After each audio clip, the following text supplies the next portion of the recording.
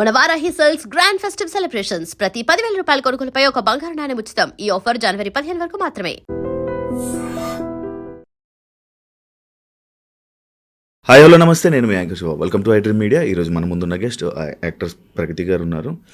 Recent టైమ్స్లో యూట్యూబ్లో ఎక్కడ చూసినా కూడా మనందరికీ తెలిసిందే, మనకి ఇండియా తరఫున స్టేట్ లెవెల్గా సిల్వర్ మెడల్ తీసుకురావడం జరిగింది. అయితే చాలామంది కొన్ని కన్ఫ్యూజ్లో ఉన్నారనమాట. అసలు ఎందుకు వచ్చింది మెడల్, అసలు ఏ కారణం వల్ల వచ్చింది, అసలు ఏం చేశారు, అసలు ఎక్కడ వెళ్ళి పార్టిసిపేట్ చేశారు, ఎంత వెయిట్ లిఫ్ట్ చేశారు, ఇవన్నీ చాలా అనుమానాలన్నీ ఉన్నాయి. అదే మనకు తెలియని విషయాలు తెలుసుకునే ప్రయత్నం అయితే మేడంతో మాట్లాడి తెలుసుకుందాం. హాయ్ అండి, ఎలా ఉన్నారు, బాగున్నారా? సూపర్, చాలా బాగున్నాను. Thank you. యాక్చువల్లీ అప్పుడెప్పుడో చూసాం మిమ్మల్ని టీవీలో, సినిమా థియేటర్లో చూసేవాళ్ళం. ఇప్పుడు ఇంటర్వ్యూ చేసే అదృష్టం మాకు కలిగింది. Thank you so much interview ఇచ్చినందుకు.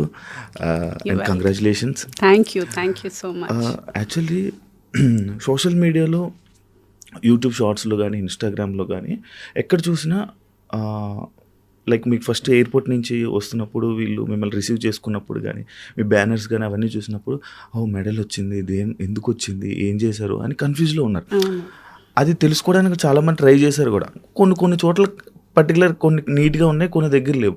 అసలు ఎందుకు, ఏంటి, ఎలా వచ్చిందో తెలుసుకోవచ్చా? నేను పవర్ లిఫ్టింగ్ అనే స్పోర్ట్ ఆల్మోస్ట్ 3 yearsగా ఐ గాట్ ఇంటూ. అది డిస్ట్రిక్ట్ లెవెల్ అయింది, స్టేట్ అయింది, ఇంటర్ స్టేట్ అయింది, నేషనల్ అయింది. ఇప్పుడు ఏషియన్ గేమ్స్లో ఇండియాని రిప్రజెంట్ చేసి I got a silver medal. And 4 medals. అందులో 3 వెరైటీస్ ఉంటాయి. It's called SBD, squat, bench and deadlift. So డెడ్ లిఫ్ట్లో గోల్డ్ వచ్చింది, మిగతా 2 కేటగిరీస్ సిల్వర్ వచ్చింది. ఓవరాల్ సిల్వర్ వచ్చింది. ఎంత వెయిట్ లిఫ్ట్ చేశారు? I did 130 dead and bench 52.5. Squat వచ్చి యాక్చువల్గా నా కెపాసిటీ వాజ్ 120, కానీ నాది ఫస్ట్ ఫెయిల్ అవ్వడం వల్ల I could do only 105. 130 dead lifting అంటే కష్టమే. ఎన్ని ఇయర్స్ నుంచి ప్రాక్టీస్ చేస్తున్నారు మీరు దానికోసం? ఇప్పుడే 3 years. అందులో 1 year నాకు కొంచెం కాల్ ఇష్యూ ఉండడం వల్ల మధ్యలో 1 year చేయలేకపోయాను. సో టెక్నికల్గా 2 years. ఇంత అందంగా ఉండడానికి మీరు ఇంకా మీ ఏజ్ కనిపించకుండా ఉండడానికి జిమ్ అలాంటి, లేకపోతే డైట్ కారణం అంటారు? నా బొంద ఏమీ లేదు. మైండ్ ఎక్కువ బ్యాగేజ్ పెట్టుకొని ఎక్కువ ఆలోచించను.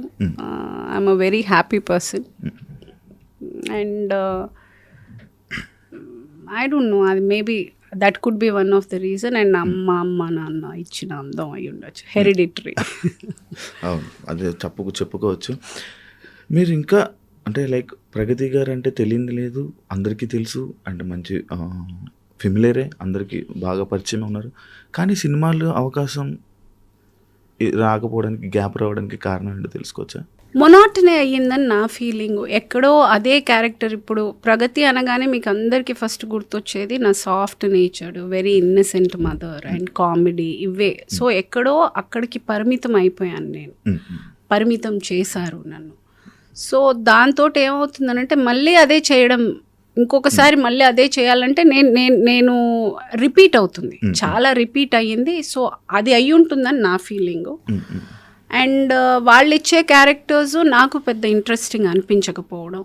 సో ఆ గ్యాప్ అందుకని కొంచెం పెరిగింది. ఇప్పుడు ఐఎమ్ మేకింగ్ ఇట్ ప్రాక్టికల్గా 1 lineలో చెప్పాలంటే, ఇన్ని రోజులు అందరూ ఎలా చూడాలనుకున్నారో నన్ను అలా చూశారు. ఇక నుంచి నేను ఎలా చూపించాలనుకుంటాను అలాగే చూపిస్తాను. అంటే ఒకసారి ఒక క్యారెక్టర్ని, ఒక సినిమాలో ఒక క్యారెక్టర్ కానీ, ఒక కామెడీ జోనర్ కానీ చూస్తే ఇంకా అదే ఫిక్స్ అయిపోతుంది. దానివల్ల ఆఫర్స్ కూడా ఇబ్బంది ఉంటుందా? అవునండి. ఇప్పుడు ఏమవుతుంది, నన్ను పీక్లో చేశాను. పీక్గా ఇదే క్యారెక్టర్స్ ఆల్మోస్ట్ సే ఒక 1 year అయితే 27 films చేశాను నేను. వన్ ఆఫ్ ద పీక్ టైంలో my most number of films have been 27 films. అది ఇప్పుడు మెల్లగా it is come down to 3 films 4 films చేస్తున్నాను. అది ఇప్పుడు ఎందుకు అంత తగ్గడానికి కారణం ఒకటి, అఫ్కోర్స్ అవకాశాలు తగ్గాయి. బికాజ్ మొనాటనీ, అంటే చూసి ఇంకెన్ని రోజులు చూస్తారు? ఏదైనా కొత్తగా నేను చేస్తే చూస్తారు.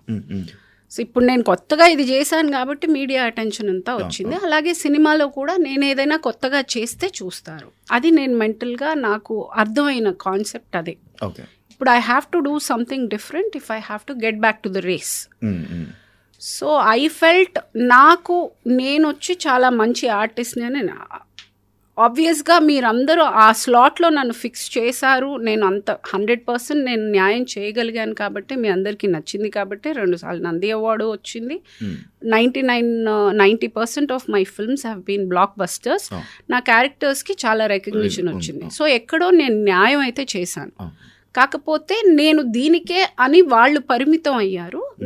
నేను ఇది కాదు కదా నా కెపాసిటీ, ఇంతకన్నా నేను బాగా చేయగలను కదా, ఇంకా చాలా వేరియంట్స్ నా దగ్గర ఉన్నాయి, నన్ను ఎక్కడో అండర్ రేట్ చేశారేమో అని ఫీలింగ్ తోటి I'm just waiting for the right opportunities.